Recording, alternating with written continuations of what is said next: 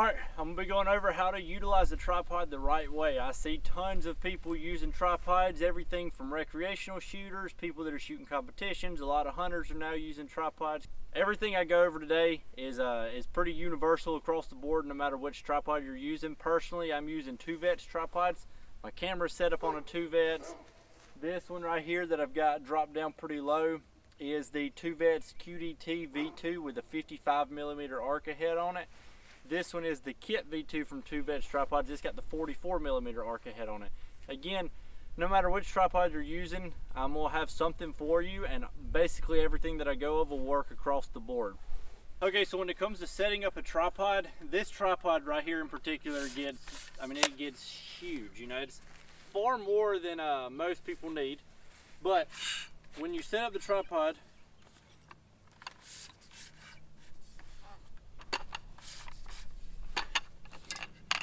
alright, so once you set up the tripod, you want to put the head of the tripod right in line with your sternum. So now that you have the tripod set up, you've got the head of it right there in line with your sternum. Once you mount the rifle, that's going to put the buttstock right there, your sternum as well. So if the rifle's already mounted, you can just go off of the buttstock to get your height. And then once you set up on it, you want to orient the off leg towards the target. So if you are the target, now there is no cameraman, the camera's set up on a tripod, there's nothing in that direction, the gun's empty, there's no magazine in, the bolt's locked to the rear of the safety zone, so we're 100% safe here. So if the camera is the target, then I'm gonna have that off leg pointed directly towards y'all, and I'm gonna have 2 legs squared off to my body. This is where I see a lot of people do it wrong, is they will take and run the off leg basically directly between their legs. The problem with that is when the gun recoils, if you've got the leg in between, the off leg in between your legs, as that gun recoils, you're basically depending on that one leg to balance the gun. And so once it comes back on one leg, there's a lot of play that can be introduced through the recoil. Now 5.56 does not have much recoil at all, so it's not that prevalent, which I think is why most people don't realize that they're doing it wrong, because they don't really notice it. But if you jump up to say something like a 308 or 6.5 Creedmoor, you're really gonna realize that once that gun recoils, the tripod does move a little bit. And so if I'm here set up on the target, I shoot, the gun recoils, then it can drop over here, over there, vice versa. So you want to square off 2 legs to you. That way when the gun does recoil, it's coming back on 2 legs instead of 1 leg, and it's going to drop right back down to the same place. Also, having that off leg towards the target allows you to kind of push down and forward, and you can load the tripod very similar to the way that you would load a bipod shooting prone. Now you don't want to push forward on it too much, because then you're basically recreating the problem with having it between your legs and it recoiling. You don't want to push to the point that you're actually coming up on that one leg, so you want to keep some down pressure. And I'm going to go over how I achieve that downward pressure. So now that we have the tripod set up, again, the buttstock and the head is set at sternum height. We've got 2 legs squared off to us. The off leg is towards the target. We're going to take, and I back up 8 to 10 inches off the stock of the gun. My feet are set at shoulder width, and I'm going to lock my knees and hinge at the waist to make contact with the gun. The problem with that bending at the knees to get to the right height is when you bend at the knees, you're using muscles to keep your body stable. Muscles fatigue, bones don't. So you want to lock your bone structure in and hinge at the waist. So once you hinge at the waist, you're going to go ahead and have some pressure built in to that front leg. You're going to be leaning into the gun, which is going to help mitigate recoil, keep everything stable. Now, your feet are set at shoulder width, but you're actually going to take your toes and you're going to turn them in towards each other. Reason being is, once you turn your toes in towards each other, it actually locks the ball joints in your hips and takes out a lot of the sway side to side that you get if your feet are forward or facing out. Okay, so once I set up on the tripod, everything's squared away. When I actually lean into the gun to get set up on it, I take my support hand and I generally wrap however the gun's mounted onto the tripod. It'll work regardless of if you're running straight to an arca mount, If you're running the vise system, a tack table with a bag, running just a bag, regardless, I take my hand and I pinch everything together. That takes out any play between the rifle and however it's mounted. It also gives me quick access to all of my adjustments, because once the rifle is on target, I go ahead and lock everything down as much as I can. And so since my hand is already right here at all the adjustments to adjust the ball head, it's a matter of just dropping down, adjusting it. I can make all the adjustments on the rifle, lock it back down, and I'm back on the gun. Another thing that you also achieve, or that I personally achieve by having my hand mounted up here towards the front of the gun, is I can actually take and push down just a little bit into the tripod itself, dig the legs in a little bit, and that way when I lean forward, I'm not picking up these back legs of the tripod. So I can keep pressure on these back legs, push in with my body, and that's going to put pressure on the front leg. Something else I see a lot of people do when setting up on a tripod, and I'm not saying it's wrong, there is a absolutely good reason that it was started, is with their support hand, they'll grab a hold of the opposite side of the tripod, they'll grab a hold of that leg. Where that was started, to my understanding, is using thinner tripods. Tripod technology's come a long way. But when they're using basically camera tripods to shoot off of, there's a lot of flex with them tripods because they couldn't handle the weight of a rifle all that well.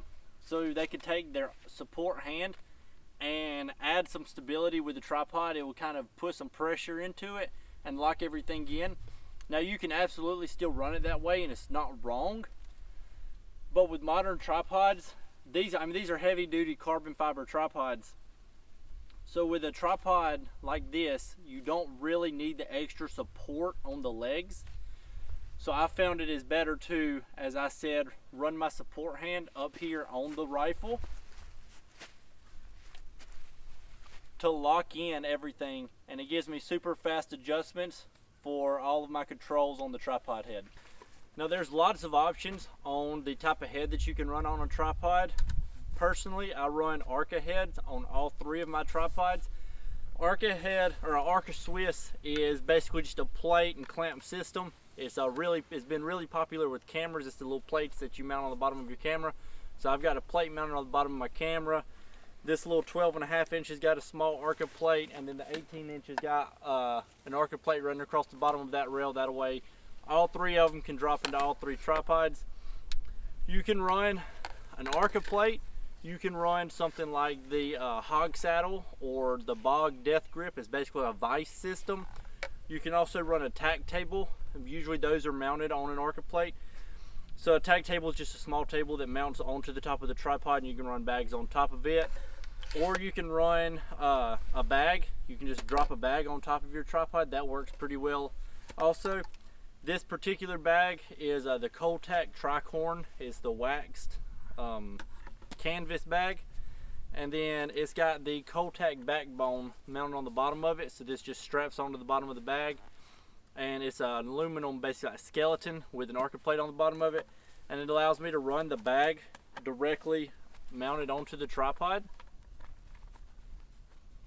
So that's mounted onto the tripod. So that way if I'm running a setup that doesn't have an arca plate on it, say a buddy comes over, he doesn't have his rifle set up to run with an arca rail, then I can throw this bag on any of the tripods and allow a friend to get most of the benefits of a tripod. If you're running the bag, everything still applies. I'm going to square up to the target, and the tripod the exact same way. Once the rifle drops in, I'm taking my support hand and I'm going to pinch the rifle and the bag together. That's going to take out a lot of the wobble, keep the gun from jumping up. And again, that allows me to apply downward pressure into the tripod. There's tons of good tripods on the market, and I think that you'll be pretty happy with just about any of them. Now, I know that a lot of people run like the bog tripods, the aluminum ones, and those are fine. They're just heavy, but for most people, they're just going out on the range, dropping a rifle into it. They've got no idea what they're doing. They're just using it because they don't want to get down in the dirt. I know this tripod right here looks really heavy. This is the QDT V2.